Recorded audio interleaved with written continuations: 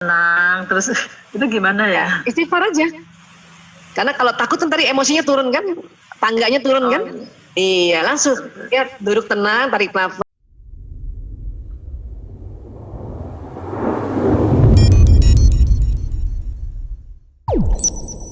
Jadi begini, kalau ada orang bilang, orang itu udah marah loh, banyak tuntutan loh, dia itu susah banget loh, misalnya gitu ya. Itu pasti kita harus mikir, bisa jadi itu jenis temperamennya atau jenis wataknya, ya.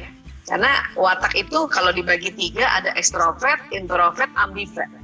Orang-orang ekstrovert ini ya kelemahannya ini nih, mudah marah, banyak tuntutan, seneng ngatur, berarti itu watak. Nah, watak itu ada di otak juga, di bagian sini, lobus parietalis. Dia ada kekuatan dan kelemahan. Orang ekstrovert itu kan kekuatannya adalah orang yang bisa mengatur, spontan, banyak idenya, ya.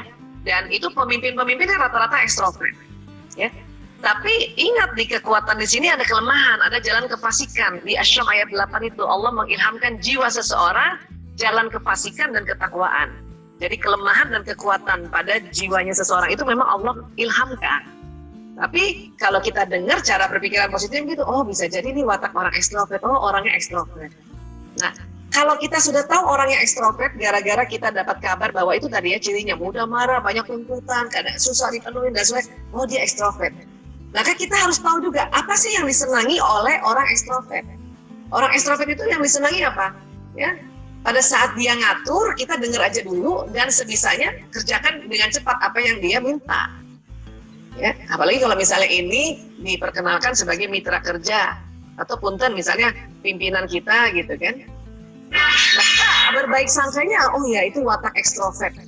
Ya, berarti kita tahu juga kalau ekstrovert itu senangnya yang sigap. Makanya kita perlu sigap juga. Walaupun bisa jadi kita bukan yang ekstrovert watak kita, yang introvert, tapi belajarlah untuk sigap sedikit. Nah, itu caranya, ya. Jadi kalau orang menceritakan tentang hal-hal orang, pikir dulu bahwa itu wataknya kali ya, watak kelemahannya, ya. Nah itu. Bahkan nanti kalau sudah belajar watak itu lebih enak lagi, ya. Mungkin hari ini kita nggak bahas watak secara mendalam, tapi ini bisa nanti dilihat di YouTube yang seminar tentang watak. Banyak kan sekarang ya, termasuk yang kami juga ada ya. Kan kita udah takut duluan ya menghadapi orang seperti ini. Nah itu ya, supaya kita tuh tenang terus itu gimana ya? Istighfar aja. Karena kalau takut kan tadi emosinya turun kan, tangganya turun kan. Iya, langsung ya duduk tenang, tarik nafas, tapi istighfarnya pelan-pelan yang cantik gitu. Kenapa? Karena nanti orangnya tersinggung. Kalau dibisikin orang, astagfirullahaladzim. Terus ternyata orangnya di depan kita kan. Ya, kita istighfarnya langsung sambil terus duduk, kayak nafas istighfar, ya Allah, angkat takutku ya Allah, angkat khawatirku ya Allah, ini teman kerjaku katanya orang ini dia galak ya Allah, astagfirullahaladzim, tarik nafas dulu. Nanti biasanya kalau kita sudah semangat lagi, naik ke tangga yang semangat, udah, ya kita langsung ingat, itu wataknya. Bisa jadi orang itu malah senang sama kita. Kenapa? Karena kita tidak berburuk sangka terhadap orang ini, walaupun misalnya dapat informasi dari orang lain bahwa dia ini begini. Tapi kita langsung atasi dengan istighfar. Astagfirullahaladzim. Tetap juga kita bilang terima kasih ya sama orang yang menyampaikan kabar ya. Terima kasih ya infonya gitu. Karena orang yang memberikan info itu kadang-kadang kan baik sama kita ya. Dia cuma mau ngasih tahu. Dan dia kesel, orang yang memberi info bahwa orang itu tuh begini-begini, terus kita bilang enggak gitu kali, dia kesel loh. Padahal memang dia ingin menyampaikan karena ingin juga memberikan informasi pada kita untuk kebaikan kita. Bilang aja terima kasih infonya ya. Habis itu kita istighfar berkali-kali, astagfirullahaladzim. Kalau perlu innalillahi wa inna ilaihi rajiun, Bu Hikmah, kita ngomongnya kayak gitu ya Bu. Tapi pelan-pelan, takut ketahuan.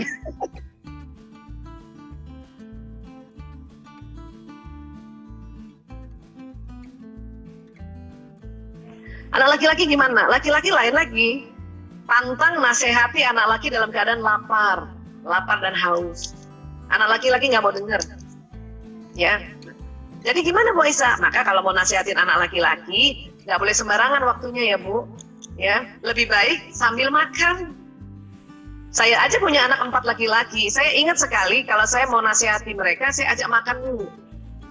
Ya. Nah, supaya tidak di rumah, karena di rumah nanti rame dengan adik-adik kakaknya, mungkin saya ajaklah makan di mana gitu ya, di satu restoran. Makan, pertengahan makanan, kita bikin dia kenyang sedikit dulu, ya yang tadinya haus sudah minum, baru kita ngomong. Jadi gini ya nak, ibu maunya kamu begini, gini. Jadi yang bikin anak-anak kesel sama orang tua karena kita sering menegur, kita nggak tahu waktunya, ya. Dan hampir setiap hari dia ditegur. Itu yang anak-anak merasa, gue salah terus ya. Nah ini, pada umumnya ya, pada umumnya. Makanya kita sekarang mencoba untuk, saya kalau mau menegur anak-anak nggak mau langsung sekarang. Saya catat aja dulu. Catat, ada waktu-waktunya yang harus diucapkan. Ya, yang kita bisa bicarakan.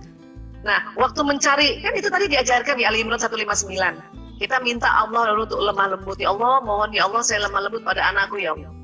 Karena orang tua yang bisa lembut sama anaknya itu rahmat Allah turun. Bukan bawaan lahir orang tua tuh.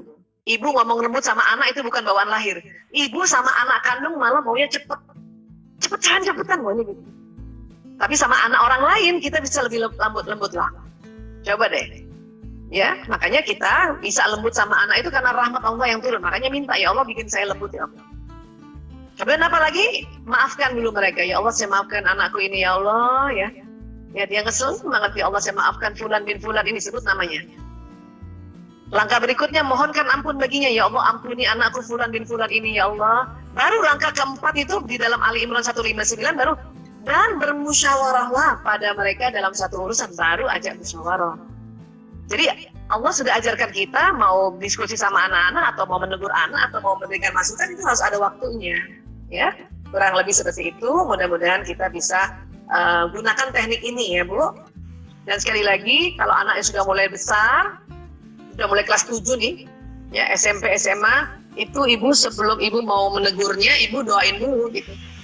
Ya nggak mesti habis sholat kan, kita lagi duduk terus dia baru pulang baru selesai misalnya PJJ, misalnya PJJ, ada yang mau kita sampaikan, saya doain dulu.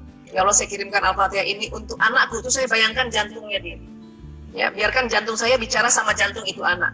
Ya sebut namanya fulan bin fulan Al-Fatihah.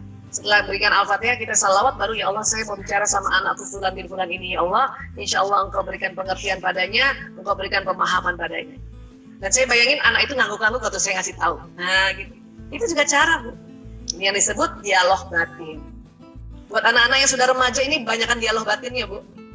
Karena kalau pakai mulut itu tadi Bu, baru satu kali kita ngomong dia sudah jadi itu yang nanti bikin kesel lagi. Ya, kurang lebih kayak begitu Mbak Tiwi, Bu Tiwi. Ya, makasih Bunda. Tercerahkan ya, untuk anak laki-laki pas kenyang dan anak perempuan harus tahu siklus menstruasi. Iya, bicara kalau mau nasihatin ya. Kalau mau nasihatin. Ya, kalau misalnya lagi mau mens atau mens itu kita ngobrol senang-senang aja ya nggak apa-apa. Ya, iya. Bicaralah tentang apa yang dia senangi pada saat dia mau mens atau sedang mens. Tapi kalau ibu mau kasih nasihat, tunggu bahasa subur, tunggu. Baik Bunda. Dan nih, Masya Allah banyak.